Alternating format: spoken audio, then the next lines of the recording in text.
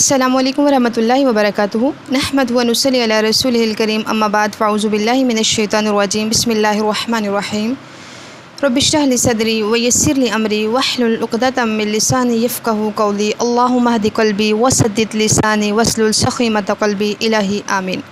ये आज का जो टॉपिक है वो बहुत ही अहम टॉपिक है, इसलिए इसको लास्ट तक आप लोग सुनेंगे, इसको देखिएंगे। देखिए कि आज दुनिया में हर इंसान परेशान है, डिप्रेशन में है, मायूस है, परेशानियां हैं, तंगियां हैं। हर इंसान की लाइफ में कुछ ना कुछ चल रहा है। और अगर देखा जाए तो ये क्या है, ये दुनिया है, इसी को ही दुनिया कहते हैं। और दुनिया में क्या, हर इंसान का टेस्ट हो रहा है, ऐसे कि जैसे इंसान एग्ज़ामिनेशन हॉल में रह रहा है। एग्ज़ामिनेशन हॉल में वो हर वक्त उसका टेस्ट है, उसको वॉच किया जा रहा है, क्योंकि ये दुनिया है। यहाँ पे अल्लाह ताला ने सुकून नहीं रखा। सुकून अगर है तो वो जन्नत में सुकून है। और हर इंसान का टेस्ट हो रहा है।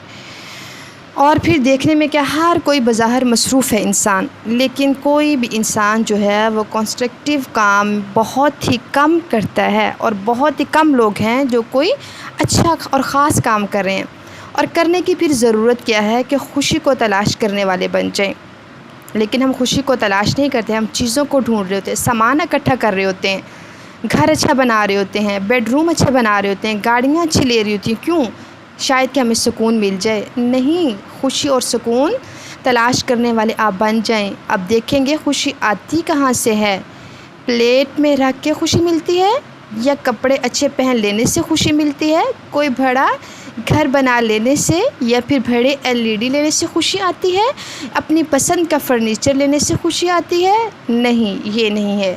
ये कहाँ से आती है? ये अंदर से आती है। जब आप अंदर से खुश होते हैं तो फिर क्या है, अगर आप अंदर से खुश हैं तो अगर आप छोटी सी एक झोंपड़ी में भी रह रहे हों तो फिर यू विल बी हैप्पी। और अगर आप अंदर से खुश नहीं होते तो चाहे आप एक बहुत बड़े महल में रह रहे हैं, यू विल बी डिप्रेस्ड। वजह, एक मिसाल आप लोगों के सामने रखती हूँ, हज़रत आसिया की। सभी उन्हें जानते हैं। वो कौन? अपने वक्त की, अपने टाइम की वो फर्स्ट लेडी थी। फ़िरऔन की बीवी महल में रहती थी। किस चीज़ की कमी थी उनके पास? किसी भी चीज़ की कमी नहीं थी, हर चीज़ थी उनके पास। लेकिन दुनिया इनको अच्छी नहीं लगती थी। वजह, बिकॉज़ इनको क्या था, अंदरूनी तौर पर, कल्बी तौर पर, वो अंदरूनी तौर पर वो क्या थी, उनके पास सेटिस्फेक्शन नहीं थी, उन्हें सेटिस्फेक्शन नहीं मिलती थी। बट हमारे पास तो अल्हम्दुलिल्लाह इस्लाम की नेमत है, नमाज़ें भी पढ़ते हैं, माँ बाप ने सिखा दी हैं, रमज़ान के रोज़े भी रखते हैं, मुसलमान पेरेंट्स हैं, मुसलमान बच्चे हैं, तस्बीहात हम करते हैं, दुआओं की किताबें हमारे घरों में मौजूद हैं, क्लासेस पे क्लासेस हम अटेंड करते हैं। फिर भी हम बेचैन रहते हैं और दौड़ते किसके पीछे हैं? हम दुनिया के पीछे। कुरान इसलिए नहीं पढ़े जाते कि मेरे घर के अंदर दुनियावी चीज़ें आने लग जाएं। कुरान इस नीयत से मैं हिफ्ज़ नहीं कर सकती कि अल्लाह मैं कुरान हिफ्ज़ करना शुरू कर रही हूँ तो बस 1 महीने के अंदर अंदर मेरी शादी करा दें। ऐसे नहीं करते कुरान के साथ मामला। ये तो क्या है, तवक्कुल का मामला है कि अल्लाह मुझे आपके रास्ते पर चलना ही चलना है, कुछ भी हो जाए मुझे आपके रास्ते पे चलना है। इसके बाद मुझे आपके रास्ते में हर नेमत इस्तेमाल भी करनी है। और तवक्कुल के साथ फिर जो मेरे रास्ते में आएगा मैं इसको क्या करूँगी, अडॉप्ट करूँगी। फिर हज़रत आसिया ही से सीखिए। दुनिया में क्या है, दुनियावी नेमतें सुकून नहीं देती जब तक कि अंदर से आप पुरसुकून नहीं हैं, आपके पास अंदर से सुकून नहीं है। क्योंकि खुशी अंदर से होती है। खुशी को अंदर से महसूस करें। और खुशी अंदर तब महसूस होगी जब आप इस पर फोकस करेंगे, जब आपके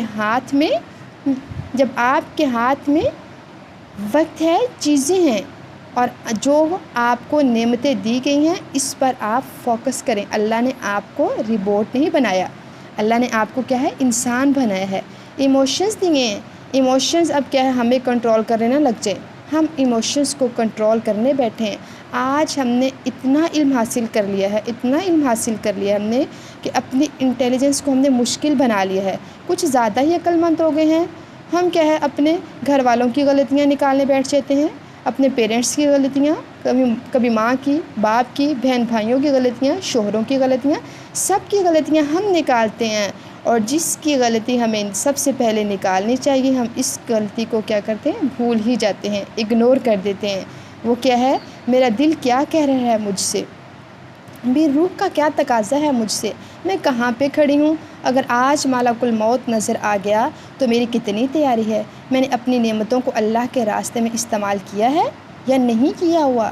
اللہ نے آپ کو نعمتیں دی ہیں، کیا میں اللہ سے دور ہوں یا پھر اللہ کے قریب ہوں؟ ہمارے بچے اگر آج دین سے دور ہیں تو ان کو دور کرنے کی طرف، جو دین سے جو دور ہیں ان کے پیچھے وجہ کیا ہے، ہم خود ہی ہیں، ہمارے پیرنٹس ہیں اور ان کی چوائسیز ہیں، جو وہ چوز کرتے ہیں، جو ان کو پسند ہے اسی سائڈ پہ بچوں کو لگا دیتے ہیں۔ پھر اپنی گفتگو اور اپنے معاملے کو اتنا کمپلیکیٹڈ نہیں کیجیے، اتنا مشکل نہیں کیجیے کہ آپ کے بچوں کو آپ کی بات سمجھ نہ آئے، آپ کے گھر والوں کو آپ کی بات سمجھ نہ آئے۔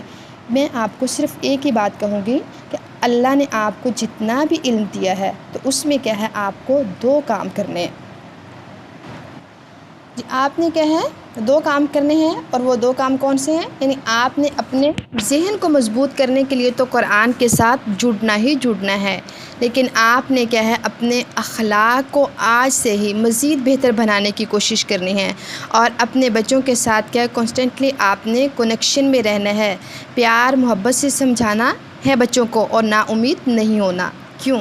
کیونکہ آپ نے ان کو مسلسل گائیڈ کرتے جانا ہے۔ آخر ہمیں بھی تو کسی نے گائیڈ کیا تھا نا، ہمارے اوپر بھی کس نے اتنا ورک کیا ہے نا، الحمدللہ اتنا ورک کیا ہے کہ ہم آج کیا ہے اپنی چوائس کے مطابق جہاں چاہتے ہیں جاتے ہیں، بیٹھتے ہیں، کلاسز اٹینڈ کرتے ہیں، سنتے ہیں۔ پھر اس کے بعد کیا ہے، آپ نے گھبرانا نہیں ہے اور لوگوں کو ان کی غلطیوں کے حساب سے مینیج نہیں کرنا۔ جو اپنی غلطی کو کاؤنٹ کرنے لگ جاتا ہے تو اس کو پھر کیا ہے رانگ سینس آف انٹیلیجنس بھی نہیں ملتی، اور جس کو رانگ سینس آف انٹیلیجنس نہیں ملتی الحمدللہ وہ لوگوں کی بھی اچھائیوں پر فوکس کرنا شروع کر دیتے ہیں۔ وہ انسان پھر کیا کرتا ہے، لوگوں کی اچھائیوں پر بھی فوکس کرنا شروع کر دیتے ہیں۔ جیسے کہ آپ صلی اللہ علیہ وسلم نے فرمایا، حضرت ابو ہریرہ سے یہ حدیث نریٹڈ ہے، ان کی طرف دیکھو جو تم سے نعمت میں کم ہو۔ پھر کیا ہے، کس اینگل سے دیکھیں، کس نتیجے سے دیکھیں، چاہے وہ نعمتوں میں کم ہے یا پھر آپ سے وہ سٹیٹس میں کم ہے۔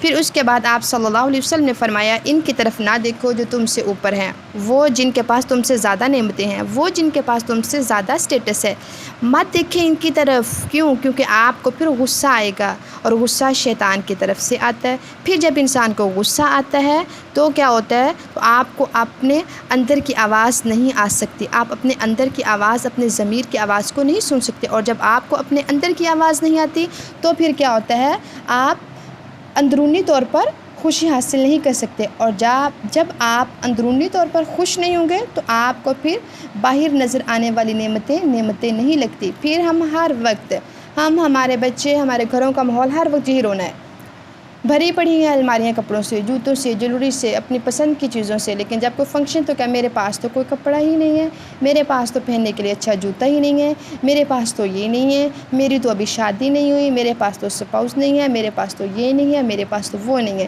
یہ سب کس چیز میں آتا ہے؟ یہ سب بولنے سے، کہنے سے، کرنے سے ہمارے اندر کا سکون ختم ہوتا ہے، اور نہ شکری آتی ہے، نہ شکری نہیں ہمیں کرنی اس کی، یعنی اللہ کی اور اس کی نعمتوں کی ہمیں نہ شکری اور خود کی نہیں کرنے۔ رسول اللہ صلی اللہ علیہ وسلم کی احادیث کو شاید ہم پڑھتے ہیں، ان کو ہم سمجھتے نہیں ہیں، وہ چیز ہمارے اندر نہیں اترتی، کیونکہ ہم اسے اندر سے کیا کرتے ہیں، ڈیپ ڈاؤن لے کر نہیں جاتے۔ ابھی ہم زندہ ہیں یا نہیں؟ جی الحمدللہ ابھی ہم زندہ ہیں، ابھی ملک الموت ہم میں سے کسی کو نظر نہیں آ رہا، ابھی ہم زندہ ہیں الحمدللہ، ہمارے پاس چانسز ہیں، ہم انشاءاللہ اچھے ہوں گے۔ ہم اللہ کو ڈھونڈنا چاہتے ہیں، ہم اللہ کو ملنا چاہتے ہیں، لیکن ہمیں راستہ نہیں پتہ، اور وہ راستہ کون سا ہے؟ وہ قرآن کا راستہ ہے۔ قرآن کیونکہ دنیا قرآن والے کی بدل جاتی ہے، ذہنی طور پر بھی، قلبی طور پر بھی، اندرونی طور پر بھی، بیرونی طور پر بھی۔ جو انسان قرآن سے جڑ جاتا ہے، لیکن قرآن سے جڑنے کا مطلب کیا ہے؟ قرآن میرے حلق سے بھی نیچے اترے، وہ قرآن میری روح کی غذا بنے، وہ قرآن آپ کے عمل میں آ جائے، وہ آپ کے عمل سے جھلکے کہ یہ اہل قرآن ہے۔ قرآن پڑھنے والے تو بہت ہیں، لیکن وہ قرآن جو آپ کے عمل میں ڈھل جائے۔ پھر جو انسان قرآن کے ساتھ جڑ جاتا ہے، اس کی سوچیں بھی بدل جاتی ہیں، وہ بہت گہرائی میں سوچتا ہے، جو کہ ایک عام انسان نہیں سوچ سکتا۔ قرآن پڑھنے والے کی سوچ، تھنکنگ، سب کچھ اس کا ڈیفرنٹ ہوتا ہے۔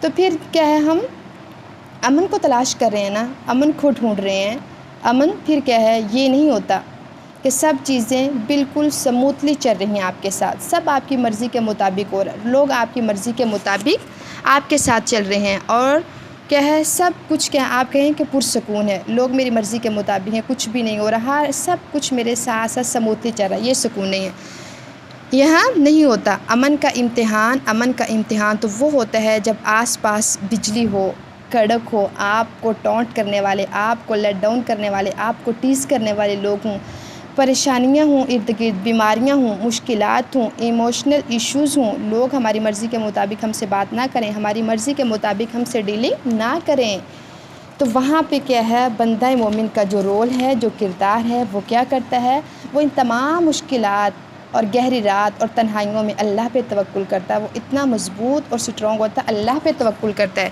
پھر اس کے اندر کیا ہے، ایک خوشی ہوتی ہے، ایک سکون ہوتا ہے، باہر طوفان ہے، آندھیاں ہیں، پریشانیاں ہیں، لیکن وہ اندر سے ریلیکس ہے، پرسکون ہے، وجہ کیا ہے، کیونکہ اس کا ڈائریکٹلی کنیکشن اللہ رب العزت کے ساتھ ہے۔ تو اگر آج ہم بھی یہ چاہتے ہیں سکون اور امن اور خوشیاں، تو پھر لوگوں کے حال پہ چھوڑیے، قرآن کے ساتھ جڑ جائیں، اس لیے انشاءاللہ ہماری زندگیاں امن اور سکون کی تصویر بن جائیں گی۔